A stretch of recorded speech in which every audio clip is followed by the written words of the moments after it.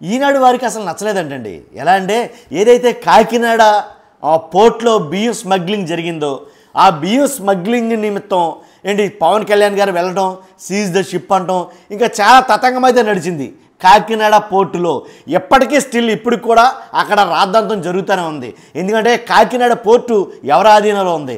కాబట్టి కాకినాడ పోర్టు నుంచి ఇన్ని లక్షల మెట్రిక్ టన్నులు, ఇన్ని వేల మెట్రిక్ టన్నులు బియ్యం ఎగుమతి అవుతున్నాయంటే కనుక, స్మగ్లింగ్ అవుతున్నాయంటే కనుక దీని వెనకాల ఎవరున్నారు అనే దాని మీద భారీ ఎత్తు రభసే జరుగుతుంది. కాబట్టి దాని నిమిత్తం రాష్ట్ర ప్రభుత్వం ఏం చేసిందంటే ఒక సిట్ని ఏర్పాటు చేయడం జరిగింది. కాబట్టి ఆ రాష్ట్ర ప్రభుత్వం ఏర్పాటు చేసిన సిట్టు ఈనాడు వారికి నచ్చలా. అర్థమైంది మీకు? ఈనాడు వారికే నచ్చలేదంటే దాన్ని బట్టి మీరు అర్థం చేసుకోండి వాళ్ళు ఎలాంటి సిట్ వేసి ఉంటారో అని. కాబట్టి అసలు ఈనాడు వారికి నచ్చకపోవడానికి ఏముంది? అసలు రాష్ట్ర ప్రభుత్వం ఏం చేసినా సరే ఈనాడుకి చాలా బాగా నచ్చుతాయిగా.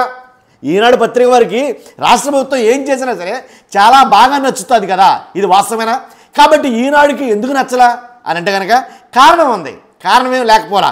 ఈనాడుకి నచ్చలేదని అంటే కనుక ఏదైతే సిట్ ఏర్పాటు చేస్తుందో రాష్ట్ర ప్రభుత్వం, ఆ సిట్ ఏర్పాటు చేస్తున్న దాంట్లో స్మగ్లింగ్ నిమిత్తం అలాగే అక్రమ రవాణాలు ఆపు చేయడానికి ఆ సిట్ ఏర్పాటు చేశారు.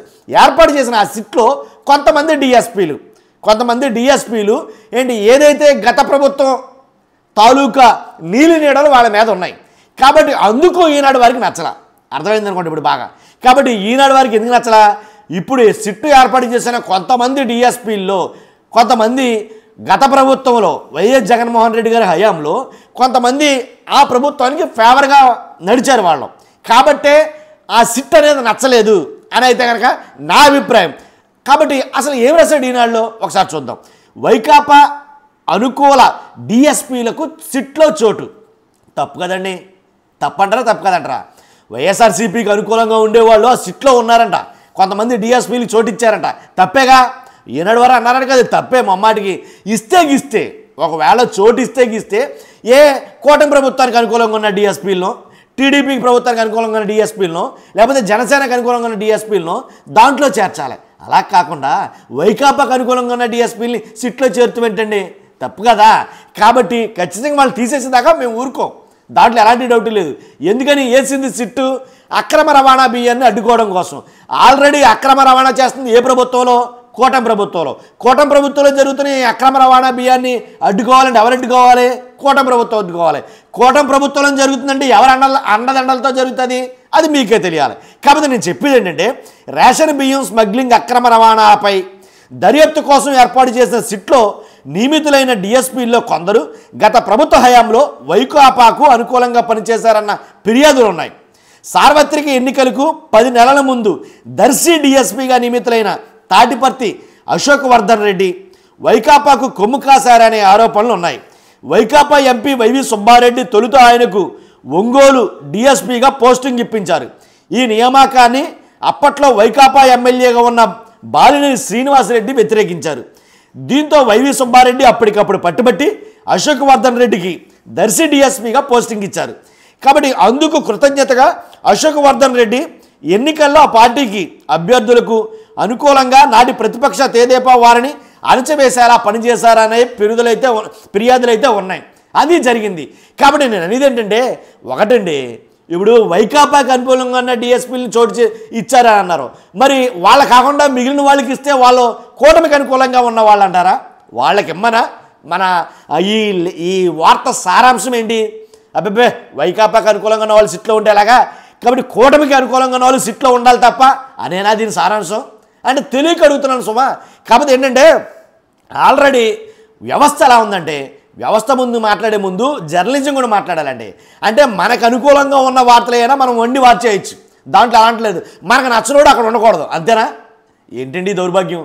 తర్వాత ఇంకోటి ఏంటంటే ఏ ప్రభుత్వం అధికారంలో ఉంటే, నేను ఒక ప్రభుత్వం గురించి విమర్శించనండి, తప్పు ఏ ప్రభుత్వంలో మనకు ఓటేస్తా, దాంట్లో ఎలాంటి డౌట్ లేదు, పార్టీలకు అతీతంగా మన వీడియోలు ఉంటాయి.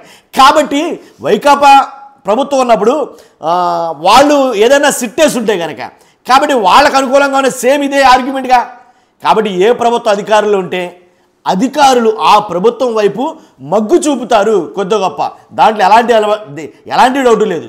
కాబట్టి కొంతమంది స్ట్రిక్ట్గా ఉంటారు, దాంట్లో ఎలాంటి డౌట్ లేదు. పార్టీ ఏదైనా సరే కొంతమంది నిక్కచ్చిగా ఉండే అధికారులు ఉంటారు, కొంతమంది అటువైపు మగ్గే అధికారులు ఉంటారు.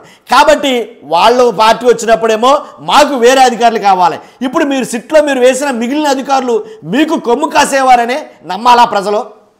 అర్థమైంది కదండి. అంటే మిగిలిన కొంతమంది అభ్యర్థులు మాత్రమే, అంటే కొంతమంది డిఎస్పీలు మాత్రమే, మిగిలిన డిఎస్పీలు మాకు ఓకే, ఎందుకంటే మేము ఏది చెప్తే తింటారు, అంతేగా దాని అర్థం. కొంతమంది డిఎస్పీలు 5 లేదా 3 2 ఉన్నారు కదా, ఆ డిఎస్పీలు మాత్రం మాకు వద్దు, ఎందుకంటే వాళ్ళు డైరెక్ట్గా వైకాపా కొమ్ము కాశారు. ఆ టైంలో వైకాపా కొమ్ము కాడండి అధికారం ఉన్న అధినాయకుడికి ఏమయ్యా అంటే సార్ అనే పరిస్థితి, దాంట్లో ఎలాంటి డౌట్ లేదు. అలాగనే కదా ఆంధ్రజ్యోతి వారు ఎవరు వద్దంటే కనుక ఆంధ్రజ్యోతి వారు ఇప్పుడు కూడా ఒక కీలక పరిశోధన జరుపుతున్నారు. ఏంటి, మొత్తం ఆంధ్రప్రదేశ్ రాష్ట్ర వ్యవస్థలో అధికారుల మీద పరిశోధనలు జరిపి ఎవరు అసలు వైసీపీ హయాంలో యాక్టివ్గా పనిచేశారు అలాంటి వారిని అందరినీ ఏరేయాలి అని పేర్లతో సహా శాఖలతో సహా ప్రతిరోజు ఒక ఐటెం ఉంటుంది.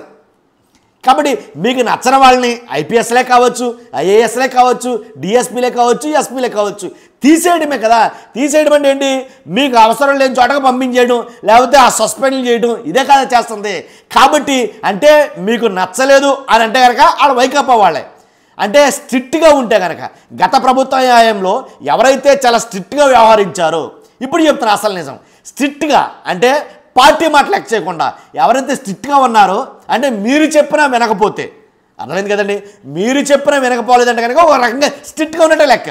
అలా స్ట్రిక్ట్గా ఉన్న వాళ్ళు అలాంటి వాళ్ళందరినీ కూడా తీసేయాలని మీ అభిప్రాయం. చాలామందిని తీసేస్తారు. అలా కొన్ని వందల మందిని ట్రాన్స్ఫర్లు చేయడం, కొన్ని వందల మందిని ఏంటి ఆ ఉద్యోగుల నుంచి సస్పెండ్ చేయడం, ఇలా చాలా జరిగినాయి. ఐఏఎస్లో ఐపీఎస్లకే దిక్కులేదు ఇక్కడ వాస్తవానికి. కాబట్టి ఇది కదా జర్నలిజం. అందుకే నేను అన్నాను అసలు ఇది కదా అసలైన జర్నలిజం. ఎందుకంటే డిఎస్పీలు ఎంతమంది సిట్టు, ఇంకో మాట నేను ఇంకోటి అదే పేపర్లోంచి నేను మీకు ఇంకోటి చెప్పదలుచుకున్నాను, ఇంకో వార్త చదవనుకున్నాను అదే ఈనాడులో నుంచి. అంటే జర్నలిజం ఇలా అయిపోతుందంటే అది రకమైనటువంటి ఇదిగా ఉంది నిజంగా వాస్తవంగా అయితే కనుక. ఇంకెందుకు అబ్బా, చూడండి ఇంకో వార్త చెప్తాను చూడండి, అదే న్యూస్ పేపర్లోంచి ఈనాడులోంచి. మళ్ళీ బెంగళూరుకి జగన్, విన్నారా? మళ్ళీ బెంగళూరుకి జగన్ ఏంటండి, ఇప్పుడు బెంగళూరుకి వెళ్తే జగన్ గారు ఆంధ్రప్రదేశ్లో మొత్తం ఎక్కడికక్కడ భూకంపాలు వస్తాయి నాకు తెలియకడతారు. ఆయన ఎక్కడికి వెళ్తే ఏంటండి, ఆయన అధికారంలో లేడు, ఆయన ఎక్కడికి వెళ్తే ఏంటి ప్రాబ్లం. కాబట్టి మళ్ళీ బెంగళూరుకి జగన్ అంట. వైకాపా అధ్యక్షుడు జగన్ శుక్రవారం సాయంత్రం బెంగళూరుకి వెళ్ళారు. వెళ్తారు, తప్పే ఉంది, ఆయన ఇల్లు ఉన్నాయి, ఆయనకు అక్కడ ఒకటి ఉంది, విధానం ఉంది, కాబట్టి వెళ్ళొచ్చు. మంగళవారమే ఆయన బెంగళూరు నుంచి తాడేపల్లికి వచ్చారు. 3 రోజుల్లోనే మళ్ళీ బెంగళూరుకి వెళ్ళిపోయారు. మంగళవారం వచ్చారు, మళ్ళీ 3 రోజులు వెళ్ళిపోయారు. వెళ్ళకూడదా? ఏంటిది ఘోరం? మంగళవారం వచ్చారంట, వీళ్ళకి చెప్పాలండి నాకు తెలియదు. ఇప్పుడు ఏ పార్టీ, ఇప్పుడు చంద్రబాబు నాయుడు గారు ఉన్నారండి, ఆయన చుట్టాలో పట్టాలు ఎవరో ఉంటారో అక్కడికి వెళ్తారో, లేదా ఆ ఊరు నుంచి హైదరాబాద్ నుంచి అమరావతి నుంచి హైదరాబాద్ వెళ్తూ ఉంటారు, హైదరాబాద్ నుంచి అమరావతి వెళ్తూ ఉంటారు. పవన్ కళ్యాణ్ గారు ఉన్నారు, ఆయన కూడా అమరావతి నుంచి హైదరాబాద్ వెళ్తారు, హైదరాబాద్ నుంచి అమరావతి వెళ్తారు. మళ్ళీ వచ్చారు, మళ్ళీ వెళ్ళారు.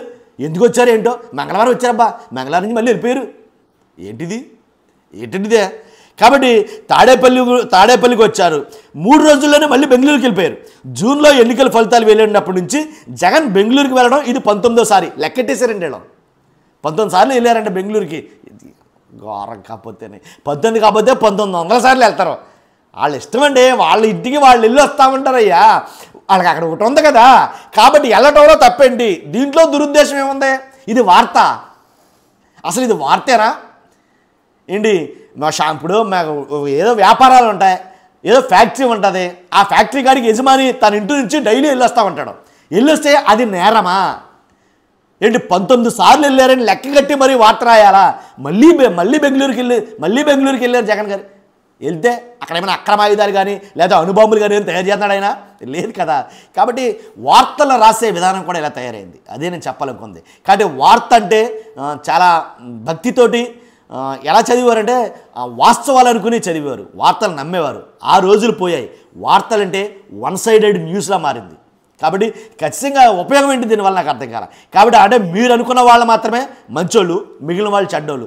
అనుకున్న వాళ్ళు మంచోళ్ళు అని చెప్పడానికి మీరు ఎలాంటి వార్తలను రాసేస్తారన్నమాట. అయితే కొంచెం నిష్పక్షపాతంగా ఉంటే చాలా బెటర్ అని అభిప్రాయం. మీ అభిప్రాయం ఏంటి? నేను మాట్లాడిన ఈ మాటల మీద బయాజ్డ్గా అయితే కనుక నేను మాట్లాడను, ఎలాంటి డౌట్ లేదు. కాబట్టి వార్త ఏదైనా సరే జగన్మోహన్ రెడ్డి గారిని ఏకి పారేసిన వీడియోలు 200-300 ఉంటాయి నా ఛానల్లో, ఒకసారి క్రాస్ చెక్ చేసుకోవచ్చు మీరు. కాబట్టి ప్రభుత్వం, ఏ ప్రభుత్వ అధికారులు ఉంటే ఆ ప్రభుత్వం చేస్తున్న తప్పులు కానీ ఆ ప్రభుత్వం చేస్తున్న ఏదైతే ఆ ప్రభుత్వంలో ప్రజలకు ఉండే సమస్యలు కానీ వాటి మీద మాట్లాడడం మనకు ఉన్న అలవాటు. కాబట్టి ఖచ్చితంగా పక్కగా సబ్స్క్రైబ్ చేసుకోవచ్చు, ఎలాంటి అనుమానం లేదు. కాకపోతే ఫస్ట్ అయితే కనుక లైక్ చేయండి. లైక్ చేస్తే ఎలాంటి ఇన్ఫర్మేషన్ ఎక్కువ మందికి షేర్ అవ్వాలి కాబట్టి లైక్ చేయండి. అంతేకాదు కొత్తగా మన ఛానల్ ఎవరైనా చూస్తే కనుక పక్కగా సబ్స్క్రైబ్ చేయండి. Thank you very much.